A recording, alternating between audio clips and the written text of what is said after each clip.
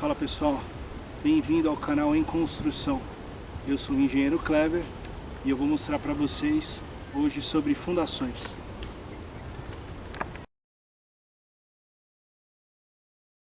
A sondagem é um dos métodos diretos utilizados para a coleta de informações do solo e avaliação da capacidade de suporte para obras.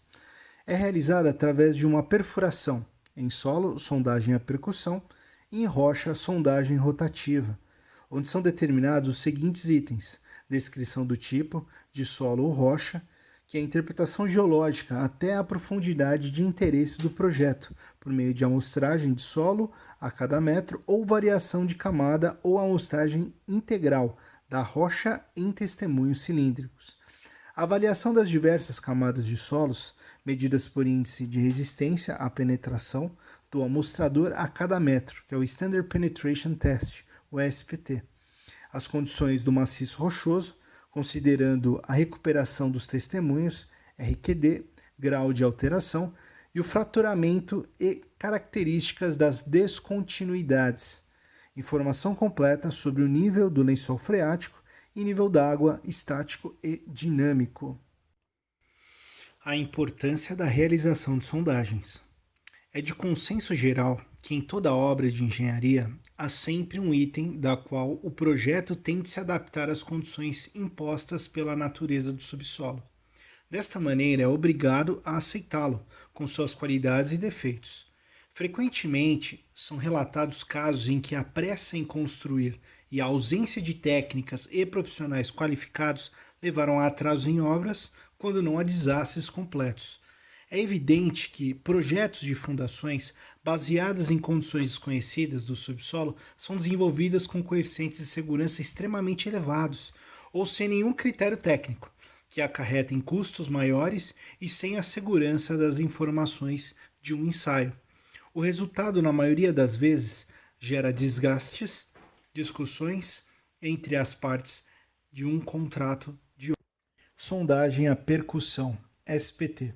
A sondagem à percussão é uma ferramenta de investigação do subsolo que, associada ao ensaio de penetração padronizado, o SPT, mede a resistência do subsolo.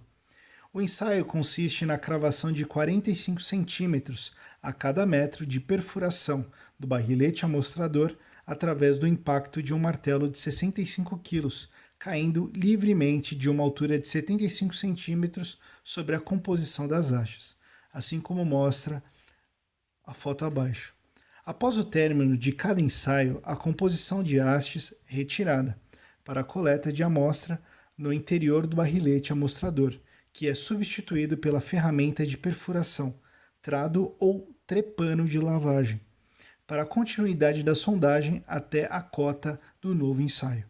O valor da resistência à penetração, o NSPT, consistirá no número de golpes necessários à cravação dos 30 centímetros finais do barrilete amostrador. O detalhe: o ensaio de penetração só será interrompido quando já tiver atingido critérios técnicos adequados justificado para cada tipo de obra ou após atingir o impenetrável. A percussão é identificada quando não se obtiver penetração após 10 golpes consecutivos, quando o número de golpes no mesmo ensaio ultrapassar 50 ou após a realização do ensaio de lavagem por tempo, quando forem obtidos avanços inferiores a 5 cm por período de 10 minutos de lavagem. A seguir, o vídeo de sondagem à percussão.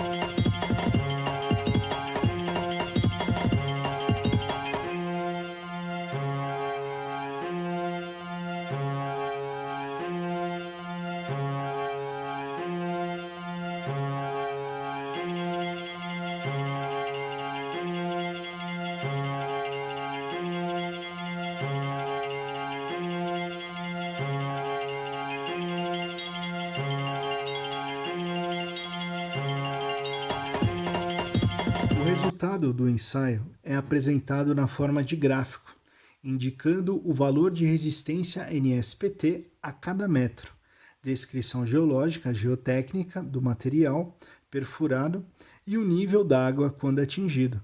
De posse deste resultado, o engenheiro de fundações adotará o tipo de fundação mais adequada, técnica e financeira ao projeto.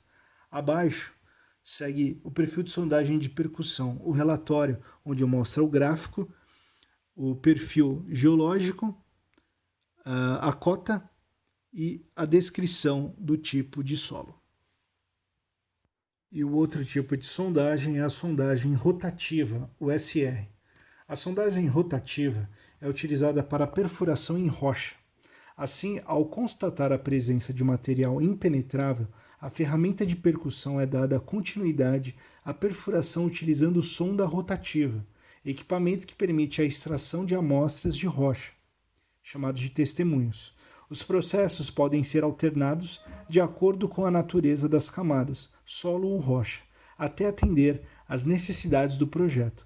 É uma ferramenta obrigatória quando se trata de obra que irá repousar em terreno onde afloram blocos rochosos, denominados de matações, apoiados sobre solos cuja capacidade de suporte é desconhecida. A seguir, o vídeo de sondagem rotativa.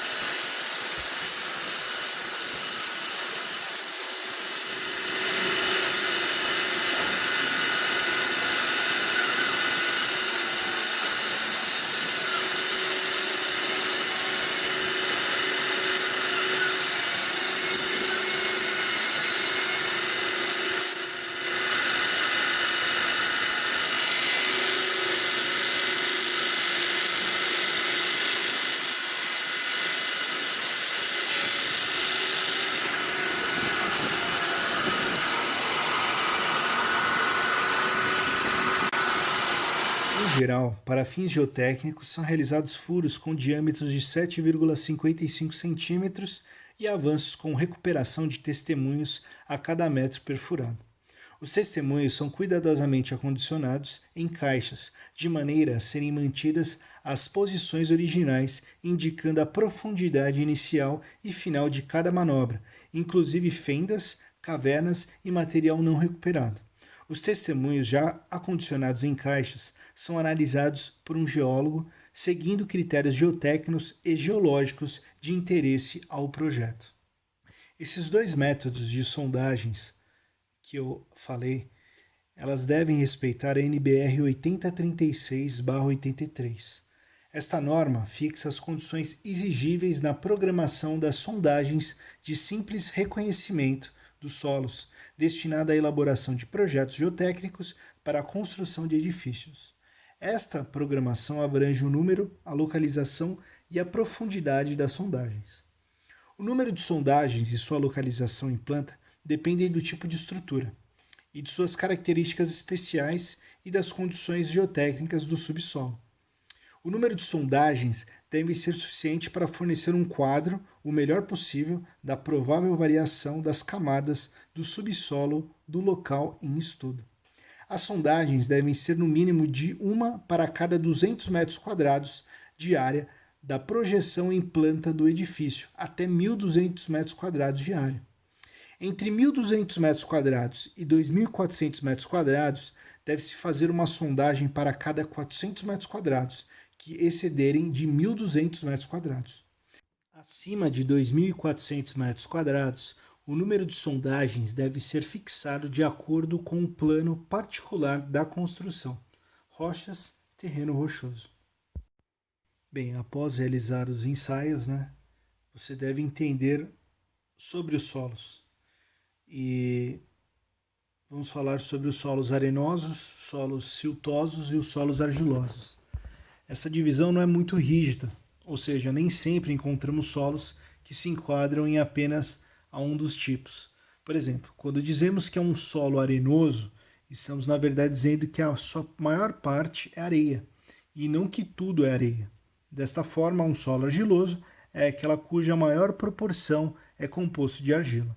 O principal critério para fazer a classificação é o tamanho dos grãos que compõem o solo. O quadro a seguir mostra os diâmetros de grãos em milímetro para cada tipo básico de solo. Pedregulho de 2 mm a 76 mm, areia de 0,075 mm a 2 mm, areia grossa de 0,42 mm a 2 mm, areia fina de 0,075 mm a 0,42 mm, o silt de 0,005 mm a 0,075 mm e a argila de 0 a 0,005 mm. Relação entre tensão admissível e o número de golpes, o SPT. O quadro acima apresenta uma correlação do mesmo tipo para solos coesivos, igualmente estabelecido por Terzagh-Peck.